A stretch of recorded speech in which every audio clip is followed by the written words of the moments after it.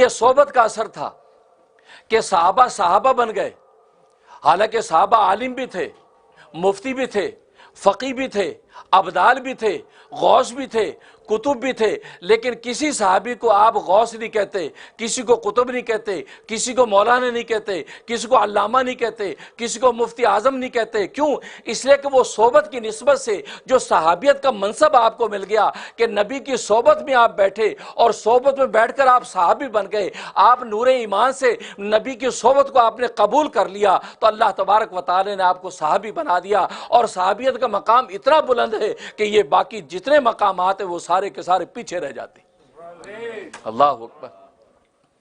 اور اس مقام کو نہ صرف انسان بلکہ حیوانات بھی سمجھتے ہیں۔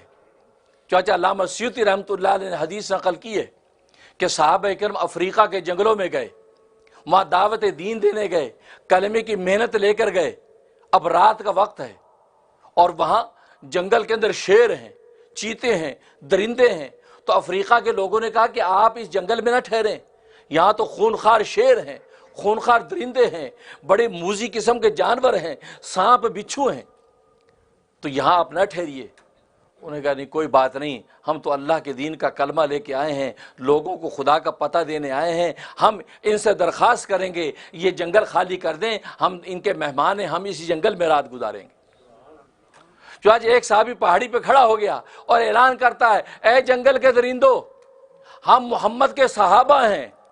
وہاں صحبت کی نسبت سے کہا، یہ نہیں کہ ہم علامہ ہیں، ہم فہامہ ہیں، مفتی اعظم ہیں، ہم فقی ہیں، ہم ابدال و کتب ہیں، نہیں، یہ کہا کہ ہم محمد کے غلام ہیں، محمد کے صحابہ ہیں، گویا کہ ان کی صحبت میں چند لمحے ہم نے گزارے ہیں، ہم نے آج تمہارے جنگل میں رات گزارنی ہے، ہمارے جنگل کو خالی کر دو۔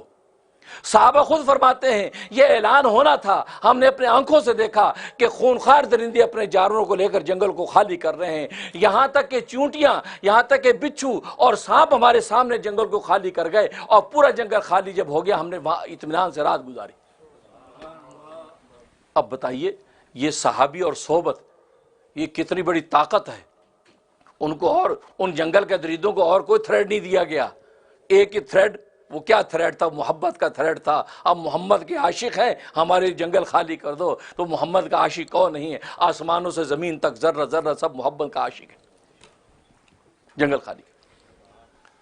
ایک مرتبہ عبداللہ ابن عمر رضی اللہ تعالیٰ عنہ گھر سے نکلے، دیکھا لوگوں کا رش ہے، پھر کیا ہوا؟ کہا جی راستے میں شیر بیٹھا ہے اور راستہ بند ہے اور راستہ ایک ہی ہے گزرنے کا، اب کیا کریں؟ اس لیے سب خوف سے کھڑے ہیں۔ عبداللہ ابن عمر نے دیکھا شیر راستے میں بیٹھا ہے، ابن عمر رضی اللہ تعالیٰ عنہ آگے بڑھے اور جا کر اس کا کان پکڑا اور کہا کہ میں محمد کا غلام صحابی ہوں، میں محمد کا صحابی ہوں، میں تجھے حکم دیتا ہوں کہ لوگوں کو اذیت نہ دے، راستہ خالی کر دے۔ یہ کہہ کے اس کے ایک چپت لگائی تو شیر اٹھا اور دم ہلاتا وہ جنگل میں چلا گیا، راستہ خالی کر دی۔ اللہ اکبر۔